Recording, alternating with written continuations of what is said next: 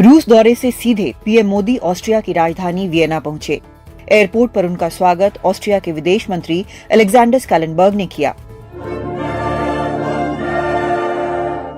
वंदे मातरम से उनका स्वागत हुआ।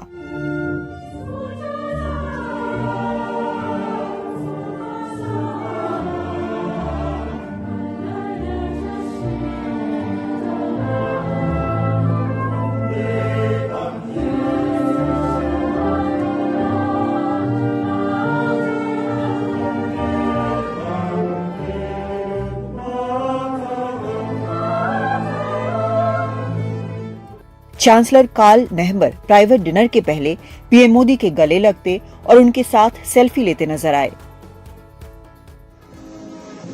बुधवार सुबह पीएम मोदी का औपचारिक भव्य स्वागत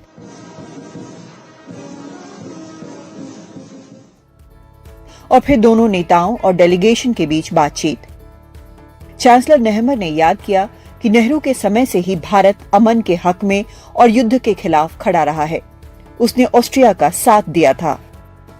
Foreign Minister Gruber, who contacted Prime Minister Nehru and us, asking for support in the negotiations to bring them to a positive conclusion. And this is what happened. India helped Austria, and in 1955 the negotiations came to a positive conclusion with the Austrian State Treaty. Prime Minister Modi paid a visit to the Russian president. Therefore, it was particularly important for me to hear about the Prime Minister's personal assessment regarding the intentions of Russia in respect of the peace progress. Our shared objective is to achieve a comprehensive, just and permanent peace in line with the UN Charter.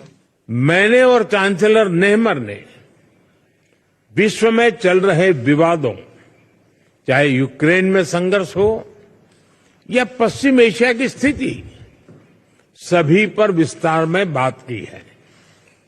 मैंने पहले भी कहा है कि यह युद्ध का समय नहीं है। समस्याओं का समाधान रणभूमि में नहीं हो सकता। कहीं भी हो, मासूम लोगों की जान की हानि स्वीकार्य नहीं है। भारत और ऑस्ट्रिया शांति और स्थिरता की जल्द से जल्द बहाली के लिए डायलॉग और डिप्लोमेसी पर बल देते हैं।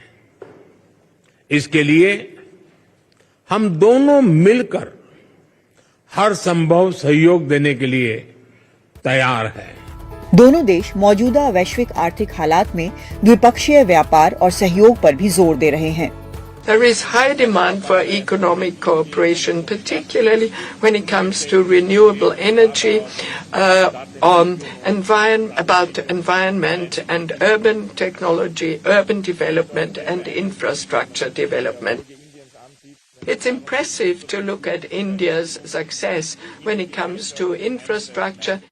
आने वाले दशक के लिए सहयोग का खाका तैयार किया गया है। यह केवल आर्थिक सहयोग और निवेश तक सीमित नहीं है। इंफ्रास्ट्रक्चर विकास, innovation, renewable energy, hydrogen, water and waste management, artificial intelligence, quantum जैसे क्षेत्रों में एक दूसरे के सामर्थ्य को जोड़ने का काम किया जाएगा। दोनों नेताओं ने दोनों देशों के सीईओज के साथ भी मुलाकात की। वियना में भी पीएम वहां रह रहे भारतीयों से मिले। दिल्ली से कादम्बिनी शर्मा, एनडीटीवी इंडिया।